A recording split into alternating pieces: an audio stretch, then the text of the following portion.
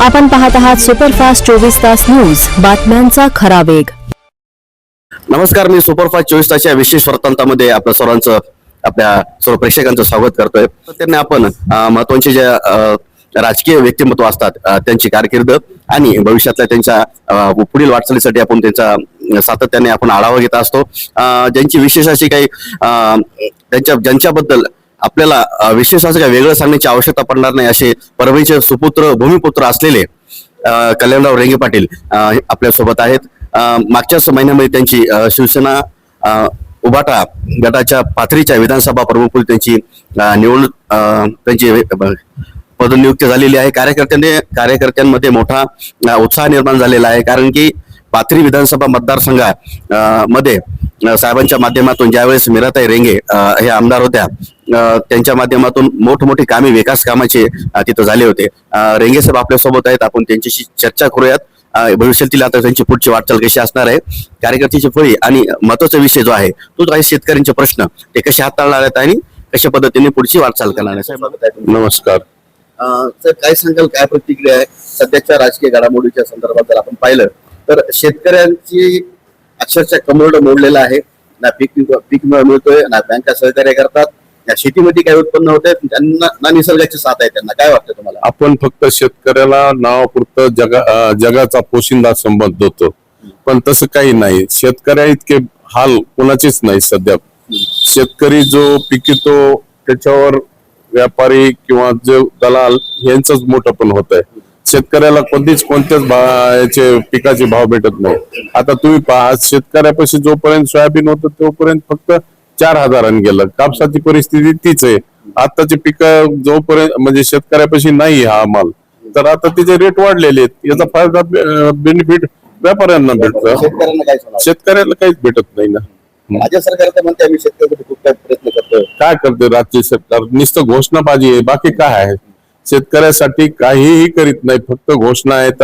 आता सुद्धा जे तुमचं हे डिक्लेअर केलेलं आहे माफी, त्याच्यात निष्कर्ष असे काढलेत की फार तुरळक लोक त्या निष्कर्षात. मागच्या वर्षी फार मोठ्या प्रमाणामध्ये गारपीट झाली होती, त्यावेळेस मी काही राज्य सरकारला विशेष अशी मदत केली, आपण करू पंचनामे चालू आहेत करत, असे काही मी असं फक्त कसं आहे, इलेक्शन लागले की घोषणा करायच्या, इलेक्शन संपलं की बाकी. तुम्ही आता लाडले बहिणीचे बघितलं की कालच परवाच आपल्याला तुमच्या माध्यमातून आम्हालाही समजलं की 80 लाख महिलांचे अपात्र केलेले आहेत. मग हळूहळू हे अपात्रच होत जाणार आहेत. याच्यात ह्या म्हणजे गोष्टी फक्त इलेक्शन जोपर्यंत आहे तोपर्यंत आहे. आणि हे डिक्लेअर करूनच त्यांनी मागच्या वेळेस विधानसभा काबीज केलेली आहे. त्याचा विधानसभेला चित्र वेगळं राहिलं असतं, लोकसभेला चित्र वेगळं. तर मला एक सांगा, आता तुम्ही आपण सक्रिय झाला साहेब, काय वाटतं कार्यकर्त्यांमध्ये नवचैतन्य निर्माण झालंय? बैठका सुरू आहेत, चर्चा सुरू आहेत, कामाची पद्धत आता तुम्ही पहिल्यापासून आम्ही पाहतोय तुम्हाला लहानपणापासून आपला आक्रमकच राजकारण राहिलेला आहे. सन्माननीय उद्धव साहेबांनी माझ्यावर जी जिम्मेदारी दिली तिला इमाने इतबारे तडीस नेण्याचं काम आम्ही करू. आणि आज जरी कुठं काही होत असेल खालीवरी, पण परभणी जिल्हा हा उद्धव साहेबाच्या पाठीशी आहे. ग्रामीण भागामध्ये चित्र वेगळं आहे. जरी तुम्हाला वरून वरून वाटत असेल की ही फक्त राजकीय सूज आहे, बाकी काही नाही. बाकी सर्व आम्ही ग्रामीण भागात आम्ही फिरतो, तळागाळाच्या लोकांपर्यंत जातो. तर उद्धव साहेबाबद्दल, बाळासाहेबाबद्दल लोकांचे मत आजही तेच आहेत. हे आम्ही जे राजकीय समजा वरचे पदाधिकारी इकडे तिकडे उड्या मारतो आम्ही स्वार्थाच्या पोटी, तसं ग्रामीण भागातल्या जनतेला काही संबंध नाही ह्या गोष्टी. वेगळा झाला आता, त्याच्यानंतर घडामोडी झाल्या, राजकारण पाहिलं, याचा काही फरक इथं होईल का? नाही, खरा कडवट शिवसैनिक आहे परभणी जिल्ह्याचा, ज्यांनी शिवसेनेला ओळख निर्माण करून दिली, पहिला खासदार दिला, नाव निर्माण करून दिलं. सन्माननीय खासदार साहेबाला शिवसेने बरेचसं काही दिलं. त्यांनी ह्या गोष्टी करायला नको होत्या. आजही ते आमच्यात आहेत, पण जे मध्ये काही वातावरण झालं ते व्हायला नको होतं. त्याचा फक्त नाही, आम्हाला नाही बसणार ते. त्यांचं आज कार्यकर्त्यामध्ये काय चर्चा आहे त्यांना माहिती आहे, आम्हाला माहिती आहे, वरील पक्षाला सुद्धा माहिती आहे. राजकारण करत असताना आपण पाहतोय आता की राज्य सरकार म्हणता येईल किंवा आताच्या पद्धतीचं ज्या पद्धतीचं राजकारण सध्या देशभरामध्ये सुरू आहे, विविध जातींमध्ये तेढ निर्माण होत आहे. मराठा ओबीसी झालंय, आता दलितांमध्ये सुद्धा प्रश्न निर्माण झालेत आहे, बऱ्याच काही गोष्टी आहेत. काय वाटतं तुम्हाला तुमच्या काळात ज्या पद्धतीने राजकारण होत होतं तसं आता होतंय का? याच्यात भविष्यामध्ये फार मोठे हे होणार आहे, दरी निर्माण होणार आहे. कारण भाजपने हे जे हिंदू मुस्लिमच्या बाबतीमध्ये हिंदू मुस्लिमच्या बाबतीमध्ये घेतला निर्णय, किंवा फक्त इलेक्शन आले की कुठंतरी काहीतरी घडून आणायचं आणि त्या माध्यमातून काहीतरी हे करायचं, तर आता ते तर द्या सोडून, आता हे ओबीसी, मराठा, अमुक तमुक, आणि हे गाव पातळीवर खेड्याच्या बाबतीमध्ये जे लोकांमध्ये एकोपा होता किंवा एकपणा होता, त्याच्यामध्ये कुठेतरी दुरावा निर्माण होत चाललाय. त्यामुळं भांडणं काय व्हायले? हो हो हो, गावगावी हे व्हायला नव्हतं पाहिजे. प्रत्यक्ष आणखी महत्वाचा मुद्दा पुढे येतोय की आपण पाहतो आता या मागच्या वर्षभरामध्ये जे काही इलेक्शन झाले, लोकसभा असतील, विधानसभा असतील, तेव्हा आताचा आपल्याला आपण पाहतो की सध्याच्या घडीला जे स्थानिक स्वराज्य संस्थाचं राजकारण सुरू आहे, या सगळ्या राजकारणामध्ये फार मोठ्या प्रमाणात पैशाचा पाऊस पडला. विचारांची लढाई कुठे झाली नाही, विकासाच्या मुद्द्यावर कोणी बोलताना दिसलं नाही. काय वाटतं तुम्हाला? एक आहे, विकासाचं कोणाला पडलेलं नाही, विकासाचं कोणत्याही राजकीय लोकांना पडलेलं नाही. फक्त गेल्याला पुन्हा वापस आम्ही काय तुरी कापूस विकून राजकारण करतो, हे लोक फार विचित्र. आता याच्यामध्ये न बोललेलं बरं. तुम्हाला एक सांगतो मी की कुठेही की आज घेण्या देणं, तुम्ही बघितलं जिल्हा परिषद पंचायत समितीच्या इलेक्शन मध्ये केवढा घोडे बाजार झाला, काय लोकांचे. अहो एका सर्कल मध्ये 3-3, 4-4 कोटी, 5 कोटी रुपयापर्यंत जिल्हा परिषद सदस्यांनी खर्च केले. पण हे पैसा आणायचा कुठून? याच्या बाबतीत म्हणजे हे फार बेकार आहे. म्हणजे राजकारण हे म्हणजे 14 पासून राजकारणाची परिभाषाच बदलली. लोकशाही मी तर म्हणतो राहिलेलीच नाही. ज्याच्यापाशी पैसा असेल त्यांनी इलेक्शन लढवायचे, ज्याच्यापाशी काही नाही त्यांनी आपलं फक्त सामाजिक कार्य करायचं. महानगरपालिकेला हीच परिस्थिती आहे साहेब, की नगरसेवकांना अगोदर विचारला जात होतं की तुझ्याकडे पैसा किती खर्च होऊ शकतो. हो, त्यावेळेस ते कारण तुम्हाला सांगितलं ना, परिस्थिती अशी झाली की आता काय झालं की पुढचा जो काही देतो तर दुसऱ्याकडून सुद्धा लोक अपेक्षा ठेवतील. आता माझ्या इथं जवळजवळ 14,000 रुपयाला एक मतदान गेलंय. एक मतदान 14,000 गेलं. सांगा विकास कसा होणार? विकासच कोणाला पडलंय? मग हे असं काम भीम काय असेल तर बोगस काम होणार. कोणाचे म्हणजे लोक जे पहिले आम्ही समाजसेवेमध्ये काम करायचो ते म्हणजे ते काम होणारच नाहीत ना, कारण पैसाच नसल्यामुळं. बाकी आता समजा काही फंड्स आलेले असले तर ते फंड्स त्याचा उपयोग जो विकासासाठी व्हायचा तो होणार नाही. भविष्यात कशा पद्धतीने आपलं राजकारण असणार आहे? आम्ही आमचं बाळासाहेबांचं जे ब्रीद वाक्य आहे की 20% राजकारण 80% समाजकारण, त्याही पुढे मी जाऊन सांगन की आम्हाला फक्त समाजकारण करायचं, आम्हाला काही राजकारण करायचं नाही.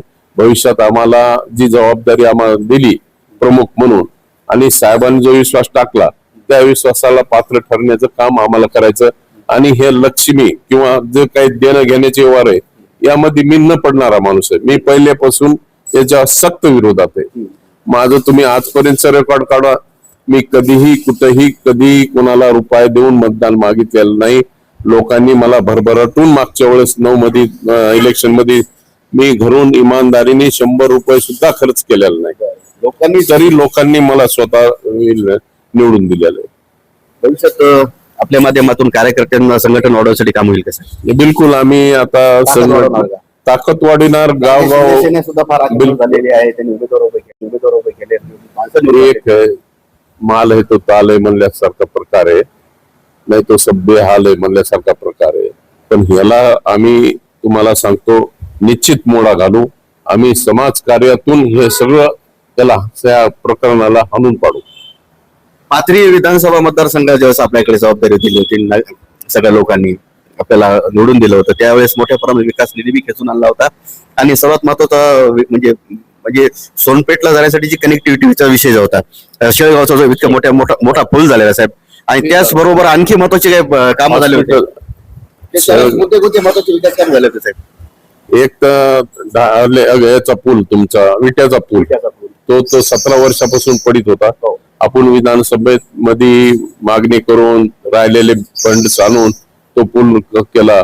हे ढालेगाव, मुदगल याचे जे बंधारे त्याचे कामं पूर्ण केले नाही तर त्याचाही निधी अडविलेला होता.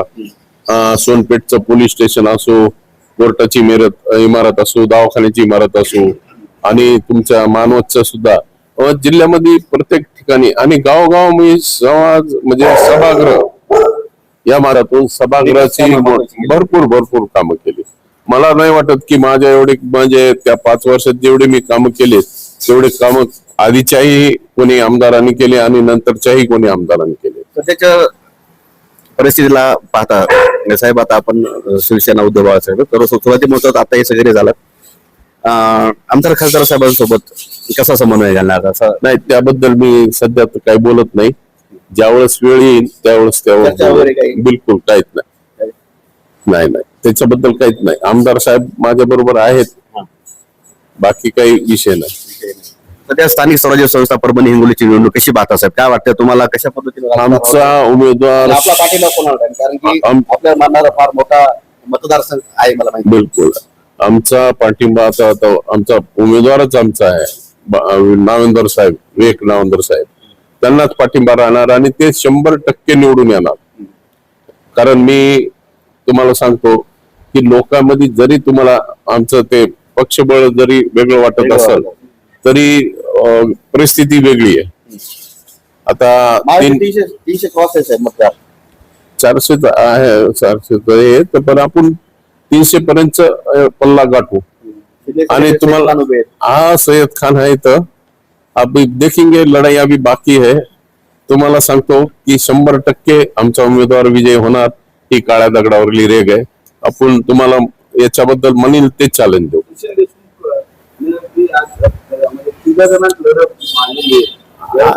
त्यांनी का राहिले? खरं तर काँग्रेसचं नाही, आमचं म्हणजे हे आहे गठबंधन आहे. आता गठबंधनामध्ये त्याच्या काय नाराज आहेत पक्ष लेवलवर त्यांनाच माहिती. आपण काय डीप मध्ये मी स्वतः कधी जात नाही, मी कोणाच्या याच्यामध्येही जात नाही, पर्सनल लाईफ मध्ये जात नाही. त्याला जे योग्य वाटलं त्यांनी त्यावेळेस त्यांनी केलं असेल. पण आमची त्यांना आताही विनंती आहे की आम्ही एक आहेत, तुम्ही आम्हाला पाठिंबा द्यावा, एवढी मी तुमच्या माध्यमातून त्यांना विनंती करतो. मतदारांना आणि शेतकऱ्यांना आणि तुमच्या कार्यकर्त्याला काय आवाहन करणार आपण? भविष्यामध्ये परिस्थिती फार विचित्र होत जाणार आहे. ह्या आताच पहा तुम्ही, डिझेल असो, तुमचं म्हणजे आर्थिक व्यवस्था एवढी बिघडलेली आहे भारताची. डॉलर ज्यावेळेस काँग्रेस राजवट होते त्यावेळेस 55 रुपये 54 रुपयाला म्हणजे रुपयामध्ये $1 भेटायचा. आज 100 रुपये झाले डॉलरची किंमत. तर यावरून तुम्ही आणि भारतामधल्या आर्थिक नाड्या म्हणजे जे फार कमकुवत झालेलं आहे.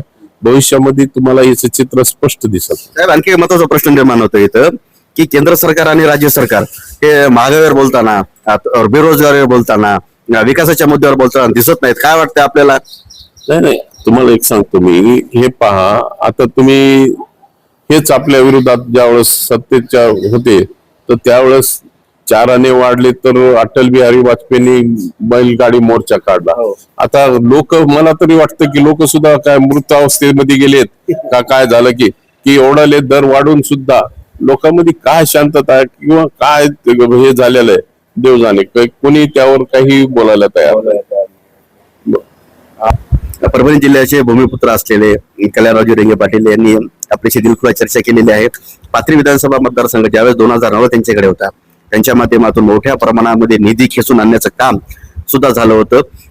सोनपेठ पाथरी ह्या परिसरामध्ये विविध मुदगल सारखा बंधारा असेल, शेळगावचा पूल असेल, हायकोर्टची म्हणजे कोर्टाची बिल्डिंग असेल, पोलीस स्टेशन असेल, रस्ते असतील, अशा मोठ्या प्रमाणामध्ये विकास कामे त्यावेळी साहेबांच्या माध्यमातून करण्यात आली होती. सध्याच्या घडीला शेतकऱ्याच्या संदर्भात सुद्धा प्रश्न साहेबांनी हाती घेतलेले आहेत. शेतकऱ्यांच्या प्रश्नावर सुद्धा भविष्यामध्ये ते आवाज होताना आपल्याला दिसतील नक्कीच. आणि स्थानिक पातळीवर कार्यकर्त्यांची मोठी फळी निर्माण करून ते भविष्यामध्ये चांगल्या पद्धतीने राजकारण सुद्धा घडवून आणतील असा विश्वास सध्या तरी कार्यकर्त्यांनी व्यक्त केलेला आहे. व्हिडिओ जर्नलिस्ट राहुल वैवळ सोबत मी अमर गालफाडे.